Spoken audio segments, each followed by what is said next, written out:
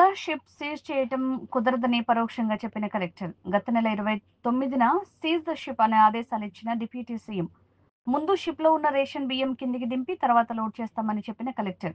Ration బియ్యం కిందికి unload చేసిన తర్వాత షిప్‌పై నిర్ణయం తీసుకుంటామని చెప్తున్న కలెక్టర్. స్టెప్ ఈజ్ మనది ఏదైతే ఐడెంటిఫై చేసామో అది అన్లోడ్ చేసే పనిలో ఉన్నాము. దాని తదుపరి యాక్షన్ నెక్స్ట్ అన్లోడ్ చేసి దాన్ని ఎంక్వైరీ చేసిన తర్వాతనే తీసుకోవడం జరుగుతుంది. అప్పుడు చెప్పగలను నేను దానికి ఆన్సర్. ఆ లిస్ట్ నేను చూశాను. అది జేసీ గారు కూడా ఒక 4-5 మినిట్స్ తిరిగారు దాంట్లో. ఆ లిస్ట్ ఏంటంటే వాళ్ళకున్న రెగ్యులర్ సప్లయర్స్ ఎవరైనా లిస్ట్ ఇచ్చారనమాట. అంతే తప్పితే ఈ స్టాక్ షీట్స్ అవన్నీ పెట్టుకొని ఏ గోడౌన్ నుంచి ఎంత స్టాక్ వచ్చిందో ఆ స్టాక్ ఇదేనా కాదని నేను వెరిఫై చేసుకోవాలి. It will take some few again.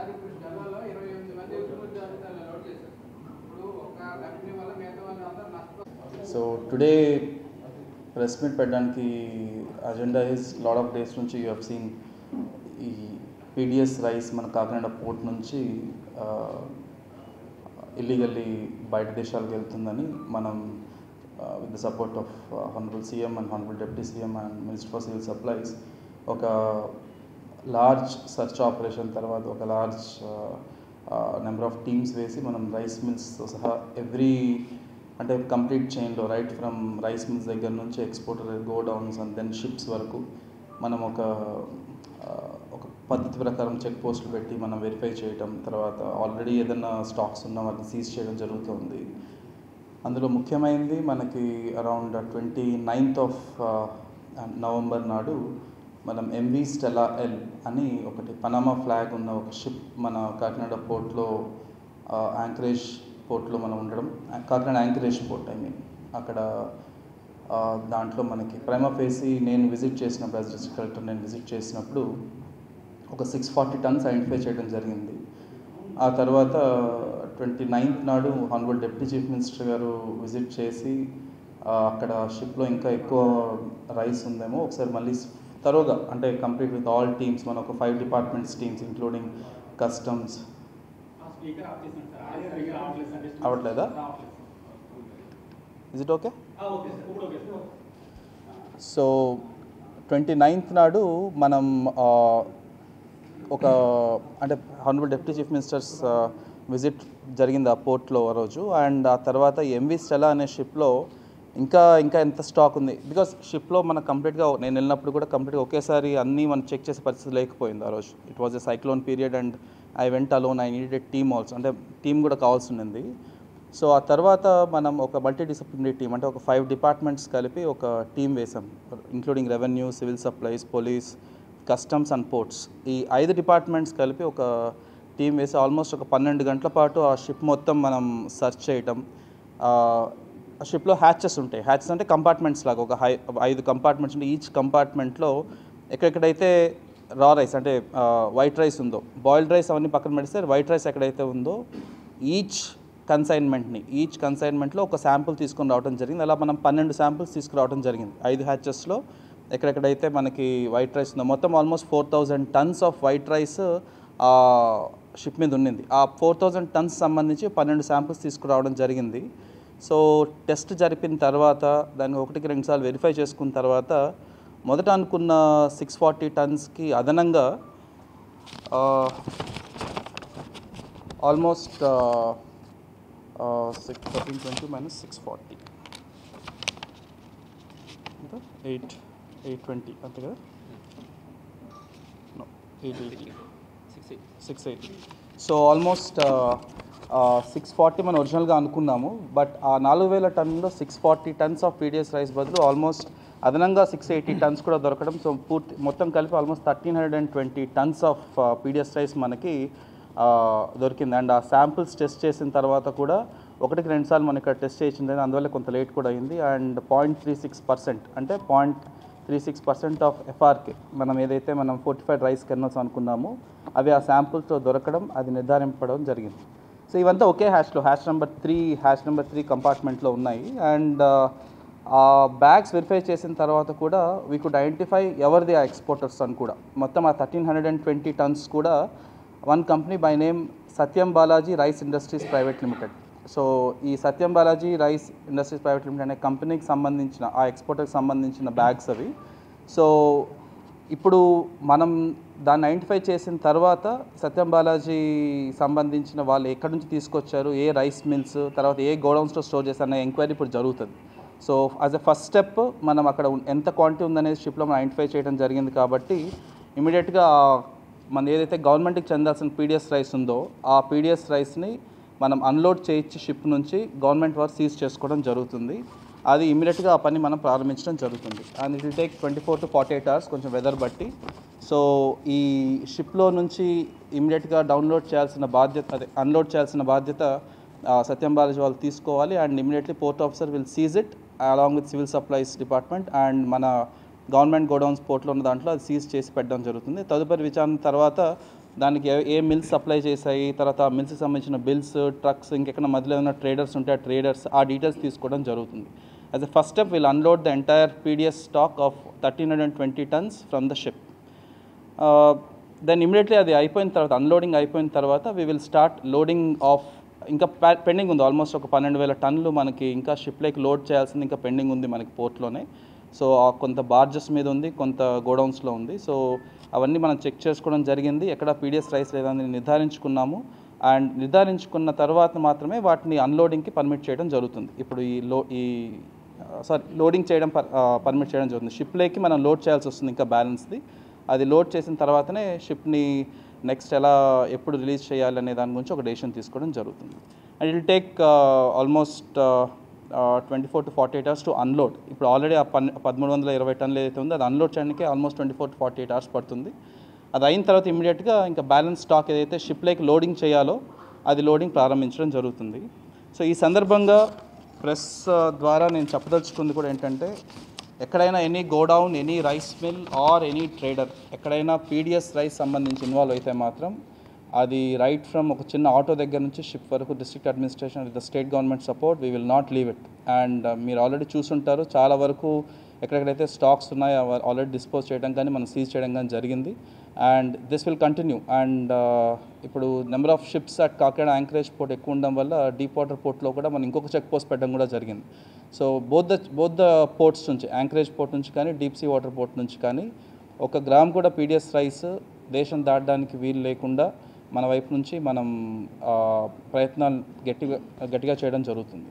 And అదే విధంగా ఐ అష్యూర్ బార్జ్ ఓనర్స్ కానీ, లేబర్ కానీ, తర్వాత ఎక్స్పోర్టర్స్ కానీ, దీని మీద ఆధారపడి ఎవరైతే ఉన్నారో, నిజాయితీగా బిజినెస్ చేసే వాళ్ళు ఎవరైతే ఉన్నారో వాళ్ళకి 100% గవర్నమెంట్ నుంచి సపోర్ట్ ఉంటుంది. District administration will always be supporting them. వాళ్ళకి ఎప్పుడు సపోర్ట్ ఉంటుంది. సో ఈ సందర్భంగా నేను చెప్పదలుచుకుంది, దయచేసి ప్లీజ్ ఈ ఇష్యూలో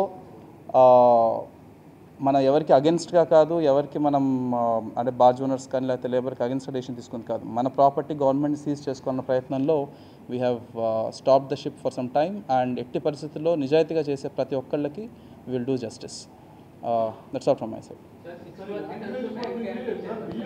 ఒక్క నిమిషం. డీప్ వాటర్ పోర్ట్లో మనం రైస్ ఎక్స్పోర్ట్ స్టార్ట్ చేసే 2 days బ్యాక్ ఐ థింక్ మనం ఆల్ పోర్ట్ మేనేజ్మెంట్స్తో, లేబర్తో, వీళ్ళతో మనం ఒక మీటింగ్ పెట్టడం జరిగింది. ఆ మీటింగ్లో డెసిషన్ ఏంటంటే 11 ships అట్లీస్ట్ యాంకరేజ్ పోర్ట్ దగ్గర ఉంటాయి.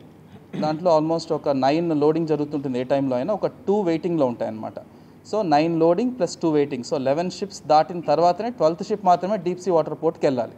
సో యాంకరేజ్ పోర్ట్లో ఉన్న ఫెసిలిటీస్ని 100% యూటిలైజ్ చేసుకున్న తర్వాత మాత్రమే ఎక్సెస్ ఉన్న డిమాండ్ చూసుకోవడానికి డీప్ సీ వాటర్ పోతున్నాం. సో యాంకరేజ్ పోర్ట్కి ఎట్టి పరిస్థితుల్లో అన్యాయం జరిగే అవకాశం ఉండదు.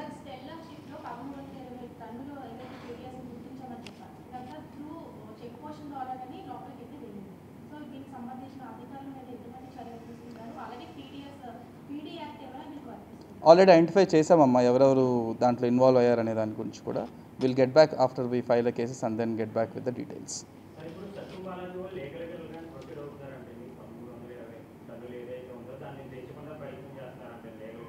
నా దృష్టిలో లేదండి. I'm not aware of it. No, అది లాస్ట్ టైం మనం ప్రెస్ మీట్ పెట్టినప్పుడు కూడా చెప్పాను అది. సో జనరల్ ఏమవుతుందంటే ఒక వెరీ లెస్ పర్సెంటేజ్, ఇప్పుడు 0.36% అంటున్నాం మనం. జనరల్ మనం పీడిఎస్ రైస్ మనం రేషన్ షాప్లో తీసుకున్నా లేకపోతే మన ఎండి యూనిట్లో తీసుకున్నా 1% దొరుకుతుంది మనకి ఎఫ్ఆర్కి. దాన్ని అప్పుడు టెస్ట్ చేస్తే దాన్ని ఒక స్టేజ్ దాటి డైల్యూట్ చేసిన తర్వాత కొంత ఐడెంటిఫై చేయడంలో కష్టం ఉన్నమాట వాస్తవం. బట్ మనకు కూడా ఫస్ట్ టైం అది అలవాటు చేసుకున్నాం. ఇప్పుడు మనకి రెగ్యులర్గా మనకి ఏదో ఒక ప్రతిరోజు ఏదో ఒక లారీ అట్లీస్ట్ దీంట్లో డౌట్ఫుల్ కేసు ఉండడం ఏదో ఒకటి దొరుకుతుంది అనమాట. సో మన వాళ్ళు కూడా ట్రైన్ అవ్వడం జరిగింది. So my understanding is percentage మరీ తగ్గించేసాం. కొన్నిసార్లు 0.01 వెళ్తుంది, 0.2 వెళ్తుంది. సో ఆ పర్సంటేజ్ వచ్చినప్పుడు ఒకసారి దొరకట్లేదు. అది వెళ్ళిన తర్వాత మళ్ళీ మనకి ఏదో ఇన్ఫర్మేషన్ వచ్చి ఇంకొక బ్యాగ్స్ చెక్ చేసి లేకపోతే ఇంకొంచెం లోతుగా వెరిఫై చేసినప్పుడు మాత్రమే దొరుకుతుంది. సో అక్కడ ఇష్యూ వస్తూ ఉంది. Apart from that there is no other issue. Check post పెట్టడం కానీ otherwise there is no other issue. మీరు అది చెప్తున్నారు. Yeah, before I go there actually I missed one more point. ఇప్పుడు ఈ షిప్తో పాటు ఆ రోజు మనం ఇంకొక బార్జ్ కూడా సీజ్ చేసాం. So good that you reminded. ఒక బార్జ్ కూడా మనం షోర్ మీదనే సీజ్ చేసాం. Around 1064 metric tons of PDS rice దాంట్లో ఐడెంటిఫై చేయడం జరిగింది. దాంట్లో 1000 మెట్రిక్ టన్స్ లావన్ ఇంటర్నేషనల్ అనే ఎక్స్పోర్టర్ వైపు నుంచి బుక్ చేయడం జరిగింది. అండ్ ఒక 64 మెట్రిక్ టన్స్ సాయితేజ అగ్రోస్ అనే ఒక కంపెనీ నుంచి బుక్ చేయడం జరిగింది. వీటిని కూడా సీజ్ చేసి మన గోడౌన్లో పెట్టడం జరుగుతుంది. అండ్ అవి ఏ మిల్స్ నుంచి వచ్చాయి, ఆ మిల్స్ ఎప్పుడు ట్రాన్స్పోర్ట్ చేశాయి, మధ్యలో ట్రేడర్స్ ఉన్నాయా లేదా అనేది నేను ఇంకా నిర్ధారించుకోవాలి. ఆ పని మీద ఉన్నామండి. నేను చూశానండి వాళ్ళు ఇచ్చిన లిస్ట్ కూడా. 11 వాళ్ళు ఒక లిస్ట్ ఇచ్చారు కదా అన్నట్లు, ఆ లిస్టులో ఏ ఎక్స్పోర్టర్ నుంచి ఏ ఎక్స్పోర్టర్కి ఏ మిల్ నుంచి వచ్చిందని సార్ట్అవుట్ చేసుకుంటూ అలా మొత్తం 13 కేసులకు సంబంధించి 89 మిల్స్ ఐడెంటిఫై చేయడం జరిగింది మనం. ఆ 89 మిల్స్లో కొన్ని ఐ థింక్ 30-36 మన జిల్లాలో ఉన్నాయి. మిగతావి డిఫరెంట్ స్టేట్స్లో ఉన్నాయి, డిఫరెంట్ డిస్ట్రిక్ట్స్లో ఉన్నాయన్నమాట. ఈరోజు కూడా ఐ థింక్ ఒక 5 టీమ్స్ కొన్ని మార్కాపురం, కొన్ని ఐ థింక్ అదర్ ప్లేస్లో ఉన్నాయి. ఐ థింక్ ఎస్పీ గారు will give a better brief about it. Okay, June July మంత్స్లో కట్టిన 13 కేసులో ఇన్వెస్టిగేషన్లో ఆల్మోస్ట్ మనం దాదాపు 137 అంటే 137 మిల్లర్స్ని ఐడెంటిఫై చేశాము. దాంట్లో 89 belong to Andhra Pradesh. 89 Andhra. I understand మీరు అన్న పాయింట్. దాంట్లో మేబీ కొంత ముందు బయలుదేరి కొంత లేట్ అవుతుందేమో ఈ ప్రాసెస్ వల్ల. బట్ దానికన్నా more important is public distribution సిస్టంలో మనం నిజాయితీగా పేదలకు ఇవ్వాల్సిన రైస్ బయటికి వెళ్తుందంటే నాకు అది మోర్ ఇంపార్టెంట్ కదా, రాదర్ దాన్ ఈ 28 people. So we will go as per the law. We can seize the stock. We are seizing the stock today and unload చేయించిన తర్వాత నెక్స్ట్ కోర్స్ ఆఫ్ యాక్షన్ చెప్తాం. సో సీఎం గారు అనేది కూడా అదే, ఒక పోర్ట్ నుంచి డ్రగ్స్ లేకపోతే ఇంకోటి ఏదో బయటికి వెళ్తే ఎంత డ్యామేజ్ జరుగుతుందో అలాగా మన దేశంలో మన రాష్ట్రంలో పేదలు తినాల్సిన బియ్యాన్ని మనం ఈ పోర్ట్ నుంచి ఎగుమతి చేసుకుంటున్నారు దేశవ్యాప్తంగా అనేది ఐ థింక్ అది మీరు ఇమేజ్ అనుకుంటున్నారు. నాకు తెలిసి అది it's a very bad name. అలాంటివి మనం ఆపగలుగుతున్నాం. I think we have improved the image of the port. మనం చేస్తే నిజాయితీగా చేస్తాం, లేకపోతే చేయం అన్న ఇమేజ్ పెంచామనేది నా ఒపీనియన్.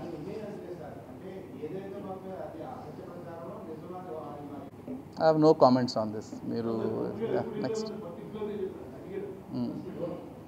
It's fine. నో అంటే he might be confirming it కదా, ఎప్పుడు వెళ్తారో ఆయనకు తెలియకపోయి ఉండొచ్చు. మనం అది we have informed. It's a small issue. అర్థం కాలేదు సార్ వినపట్లేదు సార్. నుంచి మనం అటెంప్ట్ చేసింది ఈ మొత్తం ప్రాబ్లంలో సగం సొల్యూషన్ కూడా కాదు, మేబీ ఒక 1/4 ఆఫ్ ద సొల్యూషన్ అంతే. Major action has to be taken. మీరు అన్నట్లు ఫీల్డ్ మీద చేయాలి. యాక్చువల్లీ ఎండి వాహనాలు కావచ్చు, మధ్యలో కొంతమంది ట్రాన్స్పోర్ట్ చేసే దళారులు ఉన్నారు, రకరకాల స్టెప్స్ ఉన్నాయి. అది మొన్న కలెక్టర్స్ కాన్ఫరెన్స్లో కూడా దాని గురించే యూ వుడ్ హ్యావ్ సీన్ కదండి. సో స్పెసిఫిక్గా సీఎం గారి వైపు నుంచి, డిప్యూటీ సీఎం గారి వైపు నుంచి దాని గురించి ఒక యాక్షన్ ప్లాన్ ఒకటి తయారు చేసుకొని we are also waiting for that.